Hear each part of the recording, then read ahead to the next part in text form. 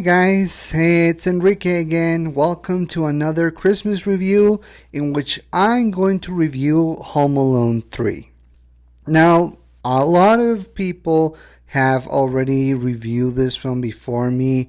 Some consider it to be the worst, or at the very least, not as good as the previous ones. Some people consider it to be like the beginning for the straight to DVDs Home Alone movies, which were only two.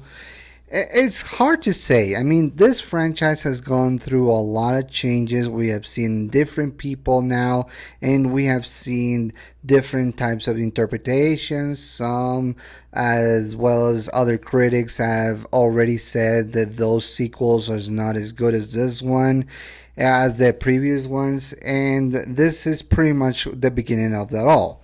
So, what can I actually offer in terms of my thoughts on this film? So, I guess it's only fair that I go back and talk about the first Home Alone movies who were directed by Christopher Columbus.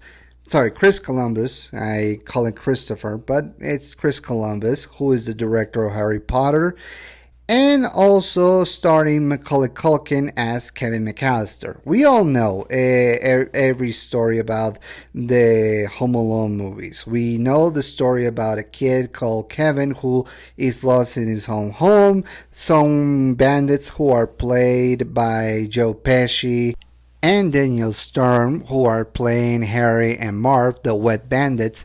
They basically go around houses and steal all their stuff. So when Kevin encounters the Wet Bandits, he decides to create a fortress to his house to basically protect it from the bandits. There's a lot of shenanigans in the final act where it involves Kevin outsmarting these criminals, and everybody enjoyed it. It had a atmosphere and enjoyment about a kid living alone in the house without any of the parents. We see how her mother, who is played by Catherine O'Hara, is trying her best to go back home. It's pretty much what we know thus far, and this is arguably one of the best movies that Chris Columbus and the writer of this film, who is written by John Hughes, the man who created The Breakfast Club. They consider it to be a great work, a great family film where everybody can watch it. It has an atmosphere of, Christmas. It has some dark moments, but not dark enough. Like, it's basically trying to be hilarious and funny, and it succeeds in all fronts. But it also has some tender moments with some side characters and with Kevin as well. So, yeah, I do enjoy it. And I watched it and it has aged very well. The sequel, it's pretty much the same. In fact, a lot of critics have said that this movie suffers from the case of sequelitis, which is doing the exact same thing but in a different field. In this case, Kevin is lost in New York and he has to outsmart the Wet Bandits again in the big city. Only difference is it's a little bit more violent. It has Tim Curry as one of the antagonists, and it's just hilarious. Well, Tim Curry is not the antagonist, but it has some comedic moments and antagonizing moments with Kevin. So yeah, it is also considered by many not a great sequel, but it is still enjoyable enough. It still has the same characters, the same atmosphere, the same jokes and hilarious comedy that we expect in these films thus far. So that's what we are here. Instead of, casting Kevin McAllister again, Macaulay Culkin at that point was already aging out. He was no longer be considered as a kid again.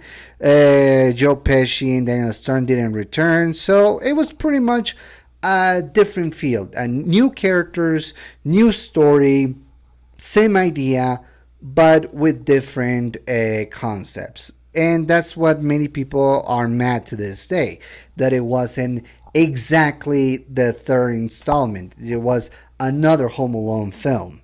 But I'm gonna get into my thoughts at the end. But let's try to analyze what this film did. So this movie, instead of having a group of criminals trying to steal a house, it is in fact showing us a group of spies hired by a Chinese mobster who has a chip that could control missiles.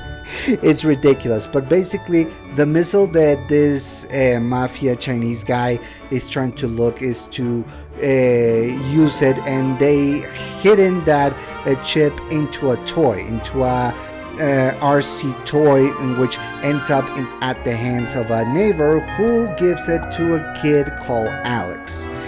Now, Alex in this film is a different type of kid. He's instead of being home alone, he's pretty much a sick kid. Like, basically he cannot go to school, so he has chicken pox, so he has to stay at home. And meantime, the group of spies are trying to find where the chip is and figure out that the kid has it, so they're trying to steal it.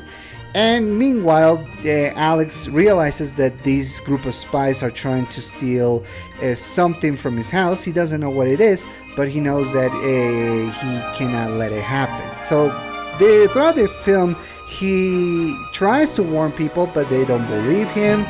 And instead, he decides to, like Kevin McAllister, create a fortress in which protects his own house. So yeah, the idea and the plot are very, very different from the ones that we have expected in Home Alone movies before. And like I said, a lot of people have problems with that, because it's one thing to make two bandits trying to steal a house because we can buy that. They are pretty much inept and idiots. But when it comes to spies, that is asking us to suspend our disbelief very too much, in my opinion.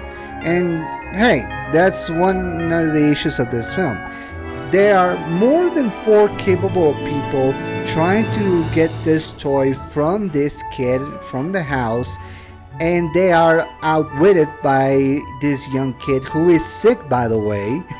That's the important thing that I need to remind you. Alex is in this film very ill.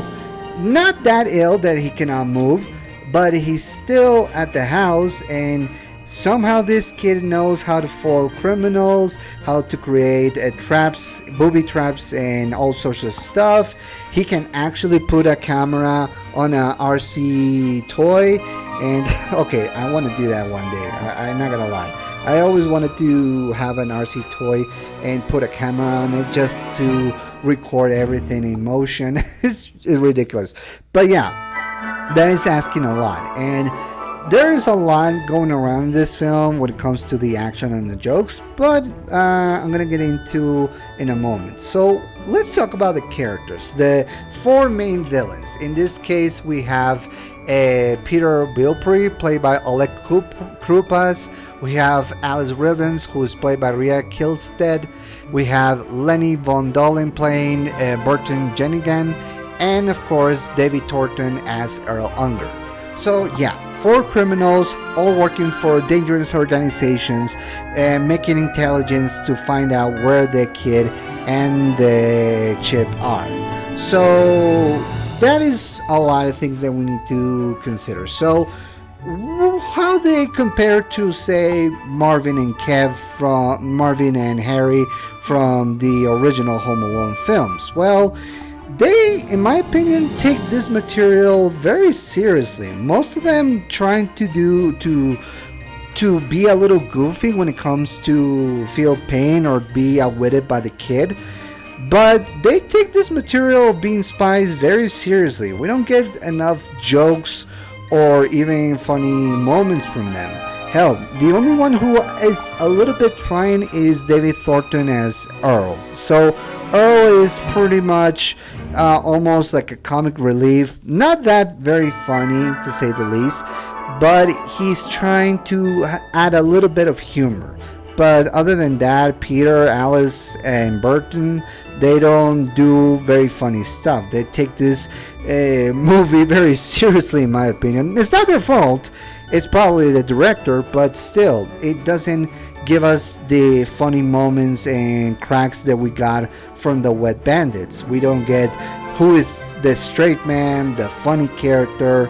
And it's like I said, it's one thing to put two bandits in a house and be outwitted by a kid because we can buy it. The kid is smart and intelligent and uses a lot of imagination. As for the Wet Bandits, they're not very bright. They're actually pretty dumb when it comes to stealing houses.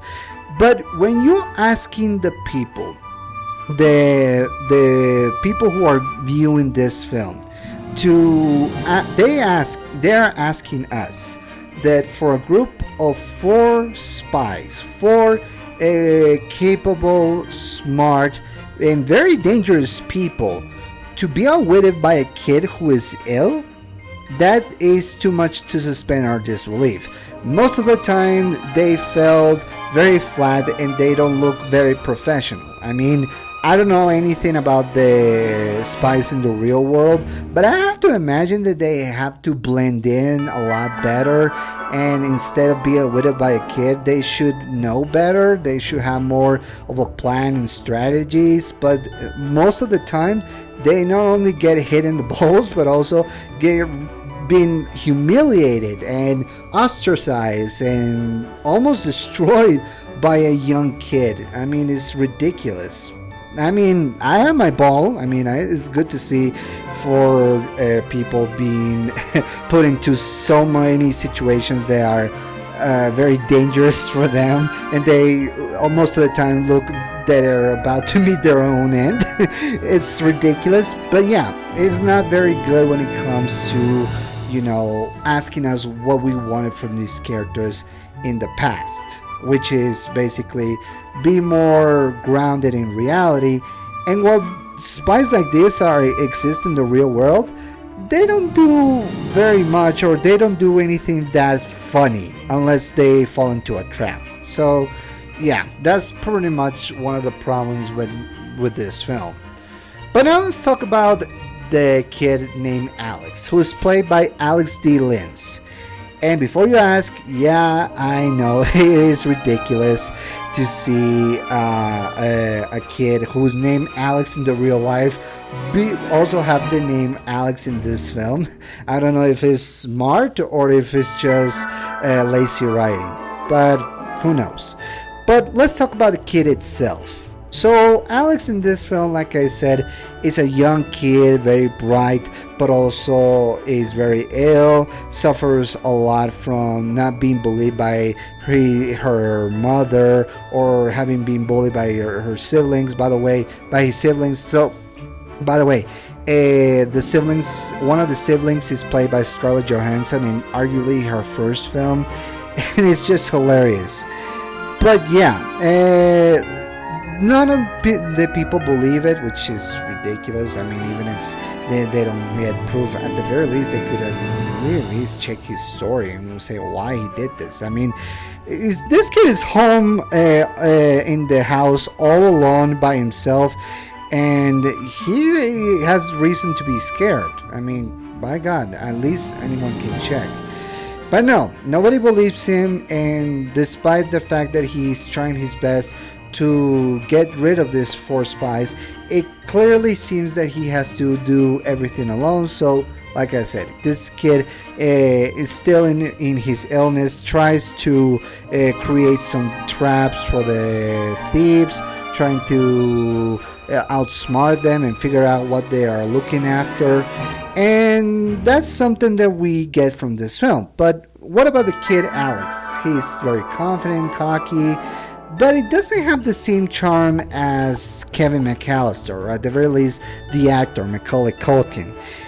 Now, what makes Macaulay work as the kid in the first 2 Home Alone films is that he was allowed to have vulnerable moments. He's allowed to be a little bit of a jerk and an outcast, a bit of a troublemaker, that he could be somebody that you might feel like you want to ground, but sometimes he can outsmart you in the most hilarious ways. That's something that we get from Kevin McAllister, but it also has some tender, genuine moments that he puts in his scenes when it comes to meeting other characters, other side characters, or when he has to be alone and interact with almost nobody. So that's something that Macaulay Culkin did in this film.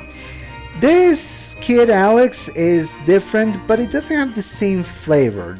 I mean, we see him face some adversity, but it's not enough. Most of the time, he's just very smart and very able to defeat spies. I need to remind myself, spies being outsmarted by a kid, a 5-year-old kid, if I'm not mistaken, or I think it's 10. It's hard to say, but yeah, this kid is very smart and capable, but he doesn't have very genuine moments or tender scenes with most of the cast. Hell, the cornerstone about the Home Alone films is that when the kid meets an older character that looks scary, or at the very least mysterious, you feel like it allows Kevin to have some vulnerable moments that he doesn't know how to react, or that he's very scared. Alex in this film doesn't have very scary moments. He doesn't get scared, not even by the neighbor that he is living next to. The neighbor, it's an older woman, and she doesn't like kids. But Alex doesn't seem to be very distraught by her, and at the end they ended up being friends. So yeah, not much conflict there, and unfortunately a lot of people don't see the relatability that the other kid had from Kevin. But hey, I'll give credit to Alex D. Linz. He was asked to play a smart, cocky, very capable kid despite being ill with chickenpox. So he does that very well. But yeah, it doesn't have the same flavor as the other one, as Kevin McAllister. It doesn't have the same humanity, or at the very least, it doesn't have the same magic that Kevin brought to the screen. It's not the kid's fault. It's not Alex's fault. It's, like I said, the director. He could have given them more tender scenes, given them more direction, and to be a little bit more dramatic so we can be on his side a little bit more. But only outsmarting the criminals seemed to be enough, and hey, I can't fault them for that. The script has some issues, but hey, we expected it from this franchise. But now let's talk about other stuff. Let's talk about the action sequences, particularly in the last act. Throughout the film, we see Alex using his smarting wits to outsmart these capable spies. I can't believe I keep saying that and I still don't believe it. But yeah, throughout the film it's just normalcy and just outwitting the criminals. But when we get to the last act, it probably goes without saying, but it's probably the most violent out of the Home Alone films. I mean, literally every single moment we see things falling into people's heads.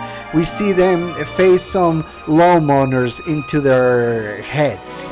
We see them fall into roofs, fall into a hole, or being hit by so many heavy things. Like even Marv, who is being hit in the head with a brick almost a dozen times without getting a concussion somehow, still is more believable than any of this. And it really is part of the humor in this. It's trying to be more violent, more Looney Tune action that is going to be more sadistic when it comes to the booby traps. We get more heavy stuff hitting people. And yeah, it is definitely something that I remember the most from this film. The rest of the film is fine, but when we get to the final act, it is filled with everything that we expect from a Home Alone. Booby traps here and there, the criminals being hit so hard in their heads or into their bodies, receiving crotch shots, receiving falls that could possibly kill them. I'm not gonna lie, most of the traps that I see in this film, they're more dangerous. They're the most dangerous traps that I've ever seen. And like I said, the suspension of disbelief of this group of spies trying to get this chip from this house and be put into the worst situations of booby traps in the house is too much for us to ask to the audience. So yeah, it's very violent, but it feels cartoonish most of the time. Speaking of cartoonish, let's talk about the comedy. Like I said, the comedy, it falls around the actors and the characters. Kevin is allowed to be funny because he's a kid who is facing a lot of things alone, not in a house, in a city, it doesn't matter, but he has some witty comeback, or a very smart way to get rid of the criminals. He also was allowed to be scared, to be witted once in a while. And like I said, the criminals like Marv and Harry are pretty hilarious because they have personalities. They have some funny moments, and you can see the menacing moments from them, but also how they are allowed to be put egg on their faces. The comedy here, it stems most of the time from the traps, but not the actor's, charisma, which is a bit of a problem when it comes to this. Most of the time, the comedy falls not only in the traps, but also in the creature animals. We get mice that my mom will be scared if I have it in my house. We get a parrot that talks a lot and has some one-liners as well. But they're pretty much cop-outs. They're not necessarily the same kind of humor that we expect in the previous films. And not everything is very funny or comedic. Like I said, most of the time it's taken very seriously, whether it's the actors or the criminals, the spies in this case. Not everything has some humor, and that might be a problem for many. So that's one of the problems that we encounter here. So if I have to explain what is the whole problem when it comes to Home Alone 3, it'll have to be that it's not funny enough. Like, that is one of the big compliments that we got from the previous films. Whether it's Kevin or Marvin or Harry, or the environment itself, whether it's in New York or the house, it has some comedic moments, some smart but also tender moments, and like most of the time, it all falls into the actors as well. Here, the actors don't give a lot, and most of the comedy, it just falls into the traps or the humiliation towards the villains. But that's the big issue. It doesn't have anything else. We don't get, most of the time, tender moments. We don't get to see, more funny lines from Alex. We don't get to see more personality from the criminals.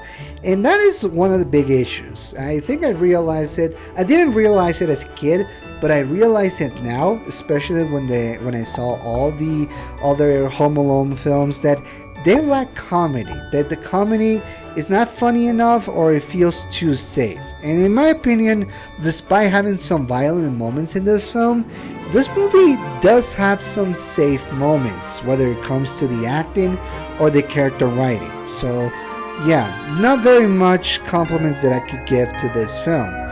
So if I have to, if I was the one in charge of making a change in this film, I would say that make it into a full trilogy, like maybe have Kevin go back have Macaulay Culkin go back as Kevin, but he's like a father now, and he has to teach his child to be nice, and the child also has the same traits as his father to avoid the criminals. Maybe we get some new criminals that are awaited by the Kevin's son or something like that. These are not my ideas. This is something that I watched in a fan description called "What If Home Alone Had a Third Part with Kevin." So yeah, not very much that I could say. If I have to fix it, I would say just settle down with two criminals that could be more funny. I will keep it with Jenigan and Earl. At the very least, those two have different personalities that could distinguish from one of them. But yeah, that would be it. That would be the only change. Get rid of the other two, Alice and Peter. Instead of being a chip, have the spies be more in the house. That maybe Alex's father has some sort of secret or some sort of device that could steal for their own purposes. Maybe the mother and the siblings have to go, but the snowstorm doesn't allow them to go back home. Something like that.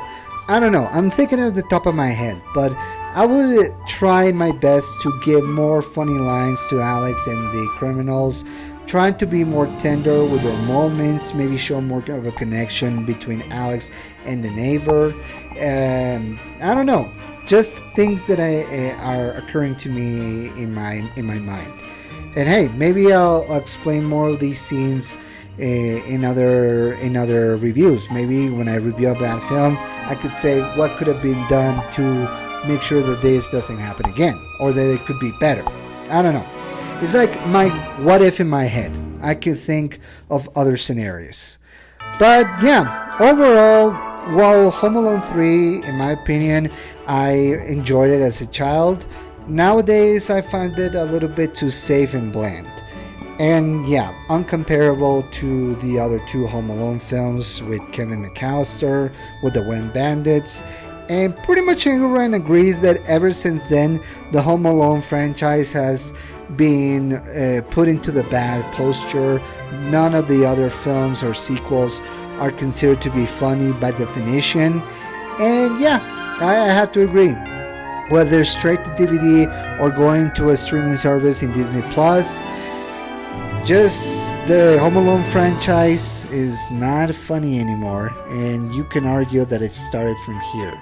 Maybe it's starting Home Alone 2, but at least it had more tender and funny moments.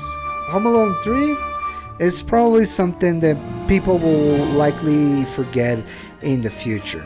But hey, this is just me, someone who is talking from experience and someone who has seen this film 1,000 times as a kid. So I don't know if I'm just jittered out, or maybe I don't have the same kind of feelings that I had as I was in my 5 years or my 10 years. But I want to know what you guys think.